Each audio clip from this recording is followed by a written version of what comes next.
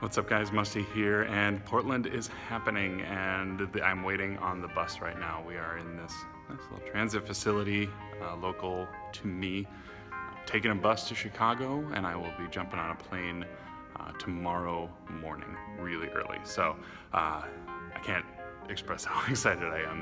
This is happening. I've been waiting for this for months, and so I am super excited. So more to come. I will be taking some videos as we go. I have Chrono Trigger in my DS. I am planning on trying to beat it this weekend for the first time. So I will keep you up to speed on progress there.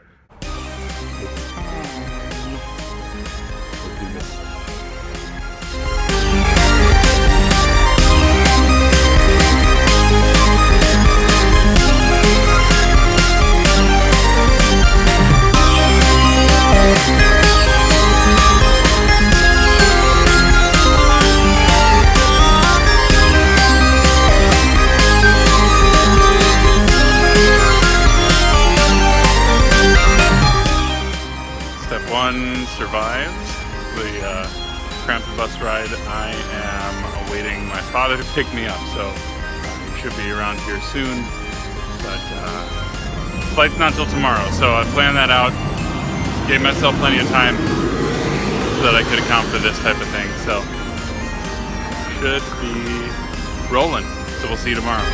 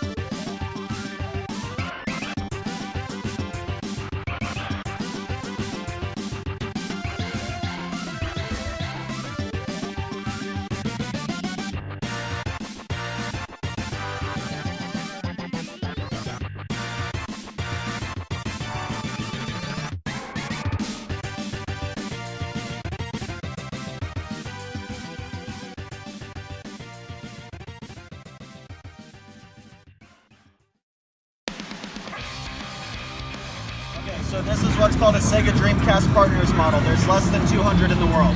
This was given as a gift to the people who helped develop the console. This is the president of Sega's signature at the time. This is the name of the developer. It's a Japanese console, and if you're really, really familiar with them, if you put this one in your hand, you'll see it's way heavier than a normal one. Oh yeah. Put it over the table.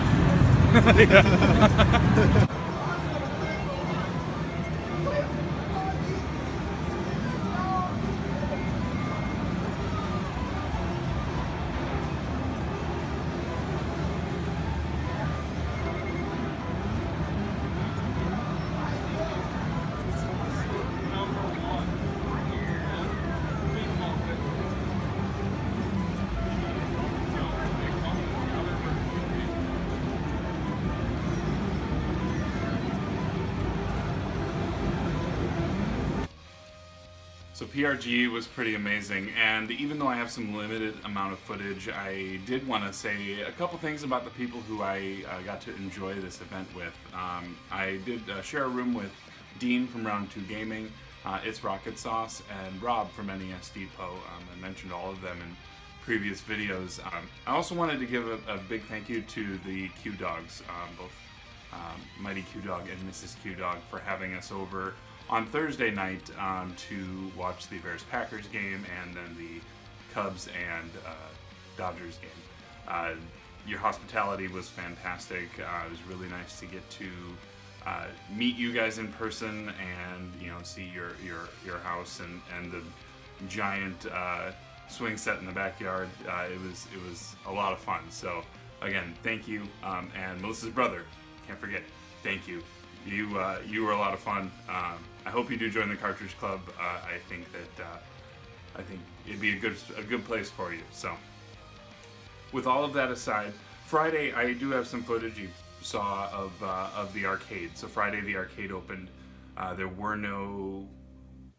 The vendor rooms really weren't open at that point. There were a couple of tables that were up at that point, which was nice to kind of tease the appetite a little bit. But before the event even started, I'm all out of order today. I did have a little bit of a trade with Mighty Q Dog. There were some things that he had that I was looking for, and thankfully we worked something out. To start, he handed me a nice stack of all of these Xbox official Xbox magazine demo discs. As if you remember, and you can see right over my shoulder, I have a pretty substantial OXM collection at this point, but I don't have the discs, and so there were quite a few that he had here, down to the issue 2, all the way up to 30. There's a few missing, but all in all, happy to have these. Demo discs are a lost art at this point, and I realize that everything is downloadable now, but these were really cool and give me a chance to kind of test some things out, even with the Xbox, before buying going forward. He also helped complete a copy of Dead Space that I acquired recently, both the manual and the insert. So my loose copy now has proper dressing. And then I recently gotten a copy of Aladdin with no manual, helped complete that as well. So complete Aladdin. But then the main part of the trade were two games I was looking for, one of them being a Kinect game, one that I enjoy, and I am not coordinated enough to be really good at it, but it is Dance Central. This is fun, and if you haven't had a chance, it actually does a decent job with the Kinect. It's probably one of the better implementations of that system, but I would suggest Dance Central if you want to give that a try. And then a Sega CD game.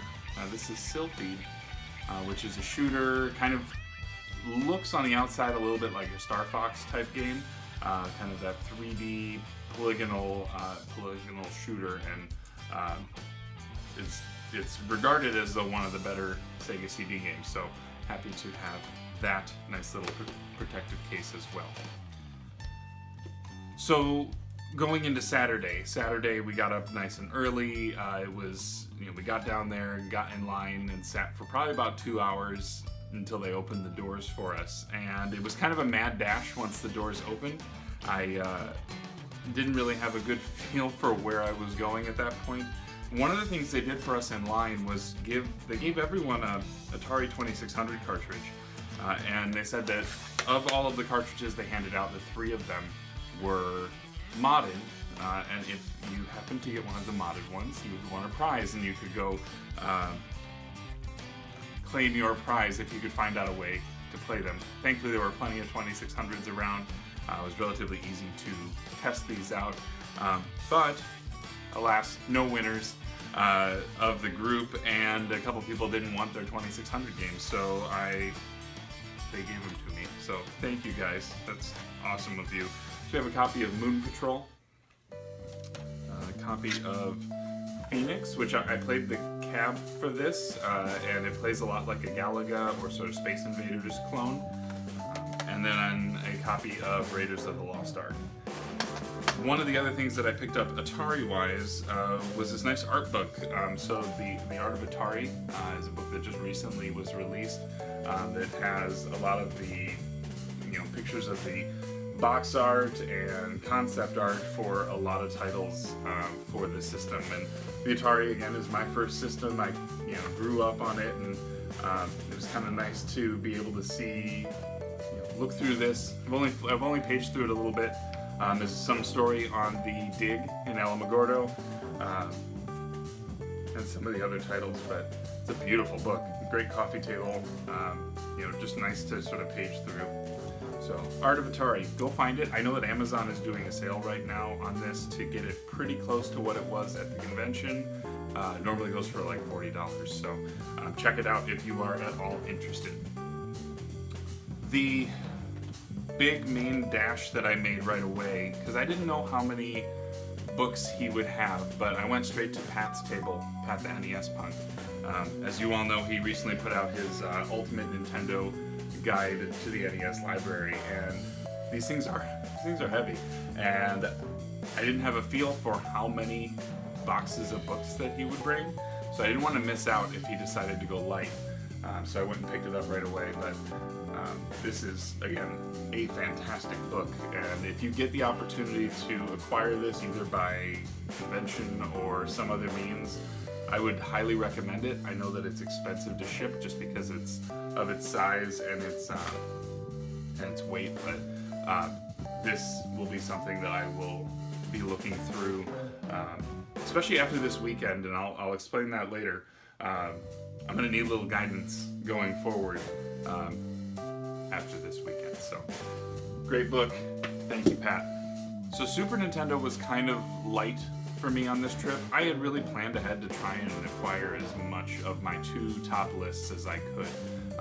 But the Super Nintendo, I only picked up 2 games for it, both of them decently priced. I ended up bundling them with other things to kind of bring the price down a little bit. So on pretty much everything that you see, don't mind the tags.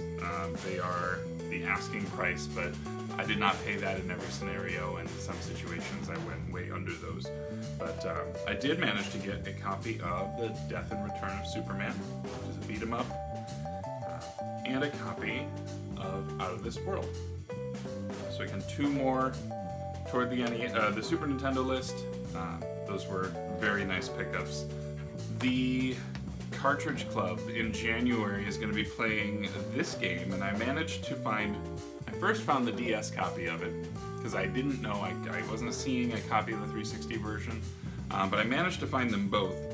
So Cartridge Clubbers, if you're looking for a copy of Mini Ninjas on the DS, please let me know. I will gladly work something out to send this your way if you are interested in this version of the game, because I did also find, like I said, the 360 version as well. And speaking of Cartridge Club, former Cartridge Club Game of the Month. This was my only Genesis purchase of the entire show, and it was a big one. It was the top game that I had on my Genesis list. But this, again, former Game of the Month, this is Gunstar Heroes. And this is a fantastic copy. I'm very pleased with it. The manual and cartridge are all in very good shape. But I know that this game is high on people's lists when it comes to Genesis titles, so I'm happy to have found that. Shifting to Sega CD, I did find one table that had a bin of games, and it was $3. It was 3 for $15. So I had my list of Sega CD games I was looking for, and I saw 3 of them, and at effectively $5 a piece, I think I came away with some pretty awesome titles. And for those of you who've watched the Google Hangouts recently, I kind of like playing FMV games on those. So I am looking forward to playing Ground Zero Texas at some point. And Microcosm. As I understand, this plays like a shooter. If you've ever seen the movie Inner Space or Fantastic Voyage, you sort of shrink down and go into someone's body as in a little submersible trying to pursue somebody who's trying to do harm to that person. That's about the extent of what I know on this. I'm looking forward to playing this again. It's sort of an FMV shooter as well, I believe. And the last of the Sega CD from that deal was a game that I played a lot as a kid with a great license and a great pedigree, and that's Jurassic Park.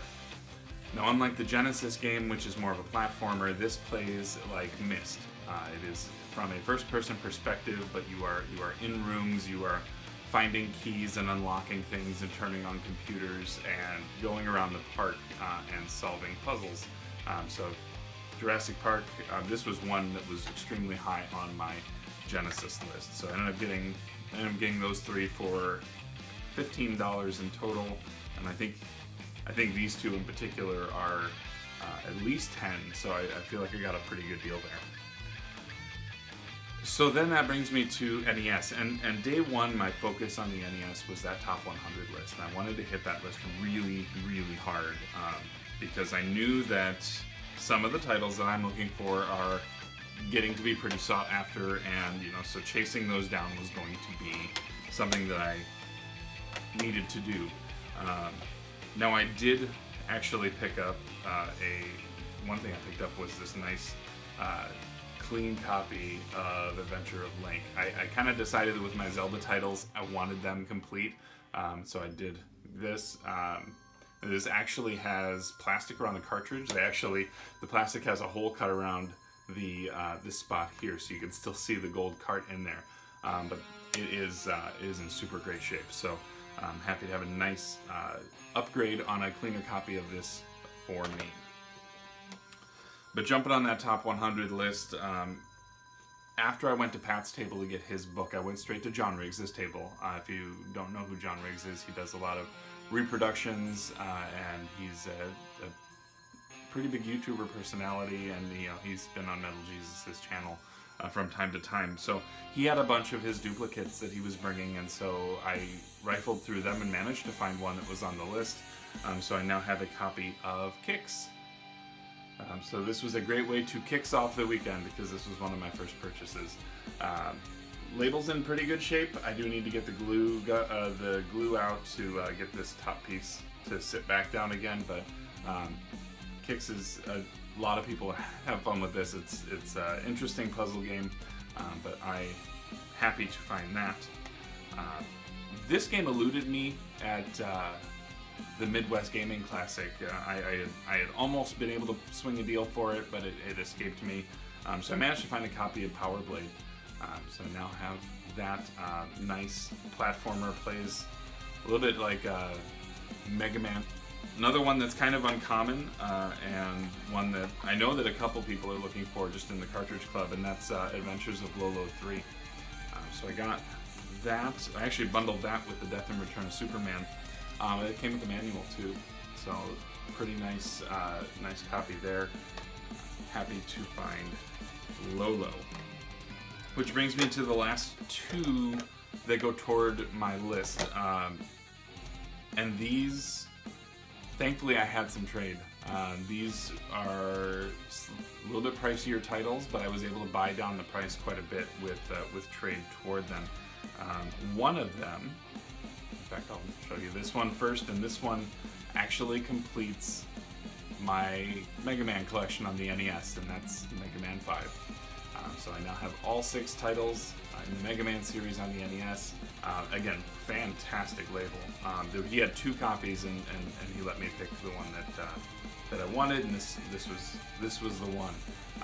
So I am very happy to have this one. This one was high on my wants list, and so the fact that I could find it and then also make it reasonable price-wise, I was pretty happy there. And then the top, probably one of my better pickups of the weekend, and this is a game that has skyrocketed in price over the past 2 years. So if you can find a copy for a reasonable price, I would suggest going and grabbing it. But again, I bought down the price on this, and that is Metal Storm. And this game, I've only tried it a little bit, and it is an interesting spin. You have a lot of this gravity shifting. You're this robot who can, when you jump, you can flip, and you can actually treat the ceiling as the floor and use that to do some really interesting platforming is very challenging. One-hit kills. So I'm looking to get much better at this, but this game was one that was high on the priority list if the price was right, and I managed to figure something out to make the price palatable, at least. So that is pretty much it for day one. I do have another video coming up that highlights my day two, and I actually shifted gears quite a bit. Having had such a productive first day, I decided to do something unconventional. So stick around for that. I will be posting that in the next couple of days, but you're not going to want to miss it because it's really meaningful to me as a collector and as a person who is trying to regain that piece of youth when all of these things were new and all of these things were something that had a lot of meaning to you when you were young. So I look forward to seeing you again. Thanks for coming by. I have been Musty. Take care of yourself, and we'll see you soon. Bye.